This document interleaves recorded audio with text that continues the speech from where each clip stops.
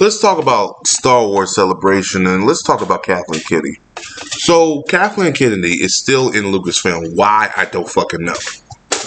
So the thing she kept saying in this whole thing was because everybody, I think IGN asked her the question, like, we haven't got films, what's going on? Didn't ask her like that. She was like, oh, because of COVID and scheduling and people just had stuff to do. Look, here's the thing. You can use that PR stunt on me, but it ain't going to work. You did not have a plan. They heard what your bullshit was and like, no, we don't ain't gonna do it. We'll do something else. That's how many people. Like, how many people have scheduling conflicts? Like, after one or another, people left.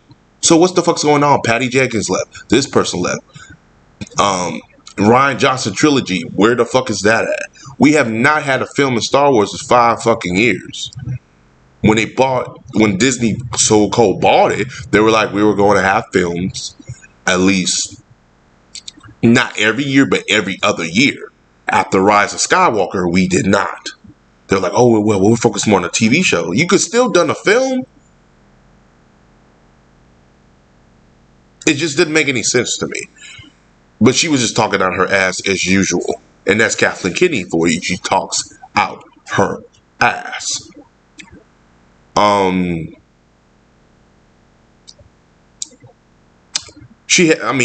I don't think I've spoken enough. She has not done nothing good for Star Wars since they got it. The first Force Awakenings was good because I saw a plan. I said, oh, okay, well, cool. If they stick to this, then it will be good. It's simple, not complex, not really tarnishing the legacy of none of the characters. It'll be fine. Well, studio problems. JJ leaves, we get Ryan Johnson. Ryan Johnson does his fucking shit, and lo and behold, we get The Last Jedi. Not a piece of shit, but it's like, what the fuck? It's not even when you do a chronological trilogy, the stories have to match up. They all have to make sense. You watch Force Awakens, you go to Last Jedi, it's like night and fucking day. What they did in the Force, they dropped it. Then issues happen, and JJ comes through and does The Rise of Skywalker, and what he established in the first one, he puts in the third one, but it becomes a convoluted, jumbling, barring mess. It's an abomination, which made less than the previous films, and the reception for the films was not good. Was Dark Sidious ever supposed to come back? No, I don't think Dark Sidious was going to come back. I think they brought him back to bring back fans for the film. No disrespect to the actor who plays him. I love Dark Sidious because he's one of my favorite. I like that. But the problem with that though is it just didn't make any sense. And it was just bad. And people were like, oh yeah, this is what they want. No, they fucking didn't. They didn't expect that box office number to be low. And then Solo lost some fucking money. Lost them a lot of money. Where they have to re-scramble and do things. And The Mandalorian came in. And it was very good. See, the thing about The Mandalorian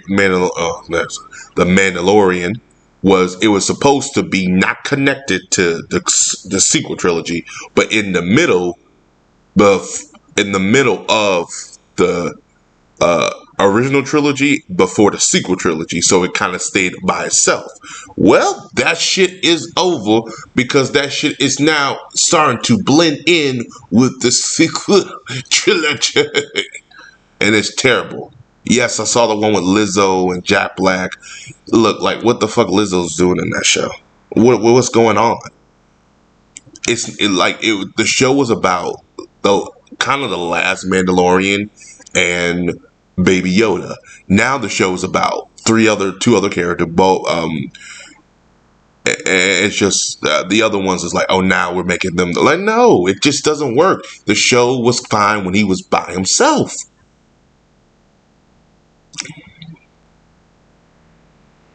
And then the damn Obi-Wan series was god awful. I did not like it. And the Boba Fett, You know, I asked for a Boba Fett series years ago. Be careful what you fucking ask for because you don't know what you're fucking going to get. And we fucking got something that I don't ever want to see again. That was not good. And here's the thing about me. I'm not a huge Star Wars fan, but I'm a fan enough to say this doesn't make sense. This doesn't add up. But that's me as a person, as a storyteller. I like things to connect. That's how I am. I'm 31 years old. I want stories to connect. I want things to make sense. I want things to be not so all everywhere where I'm trying to put pieces together. I want people to actually care about these characters like George Lucas did, but they don't.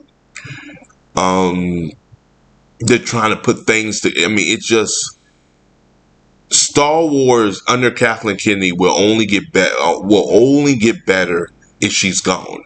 Not dead, but gone. She needs to go. Hands down, she needs to go. As a president, she sucks. As a content creator, she sucks. As a person who's leading the charge of the studio, she sucks. I'm still waiting to see how Indiana Jones turn out. But again, that's more of James Mangold working on a film than her. Because if you saw Logan, James Mangold can know what he's fucking doing. Hopefully she didn't meddle in that motherfucker too. Because if she did, I already know it's not him. He's a competent director, a very good director. After Logan, I'm like, okay, this man could do some shit. But then eventually, Disney bought out Fox, and we all know how that happened.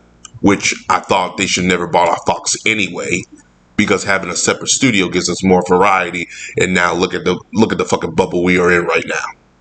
A lot of these superhero films are becoming the goddamn generic the same. You got Marvel on the other side doing their comedy shit. People are tired of that shit. That's why The Boys are popular. You got DC trying to copy what Marvel's fucking doing, but fans are telling DC, yo, you can go back dark and gritty a little bit. We just don't want the same shit. That's what fans kept telling them for years, but they listened to these damn critics and said, it's too dark, it's too gritty. No, just dial it fucking back. The gray palettes, yeah, make it a little bit lighter when Superman's flying through the sky. That's what they were saying. They didn't take the criticism and they didn't listen to it. They took the criticism and took it personal and said, let's do what Marvel's doing because they're making that money. Not looking in the future. That's a bubble.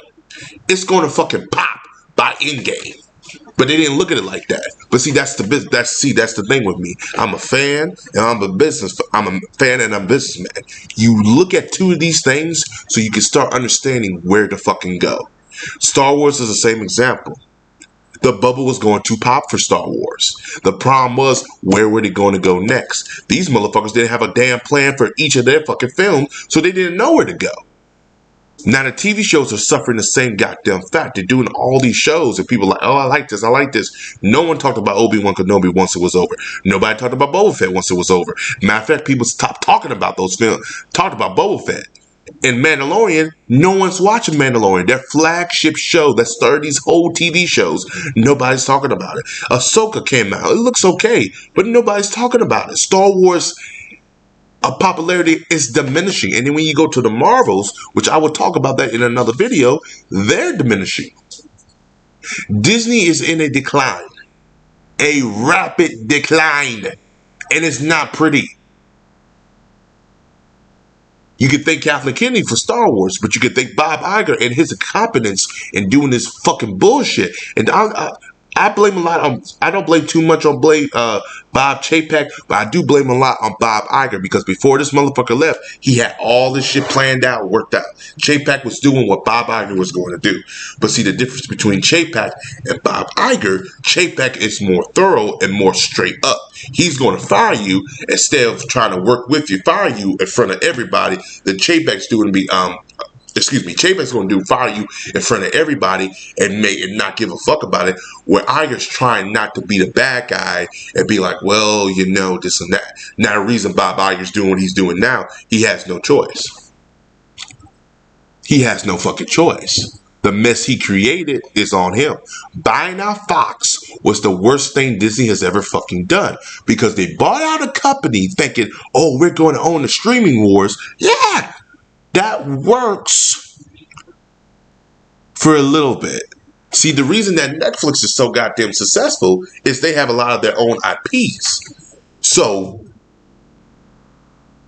they're creating new content, and also that model works for Netflix because the binging that works for them. They will never, and I'll say this again, Netflix will always have a debt issue, but they will never be into a critical bankruptcy department because they will always make money.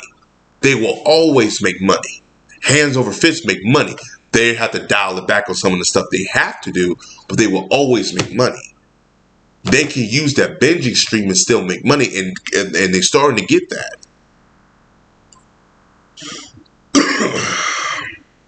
But anyway, I'm going off topic. But yeah, Kathleen Kennedy needs to go, ladies and gentlemen. That's all I got to say on the matter.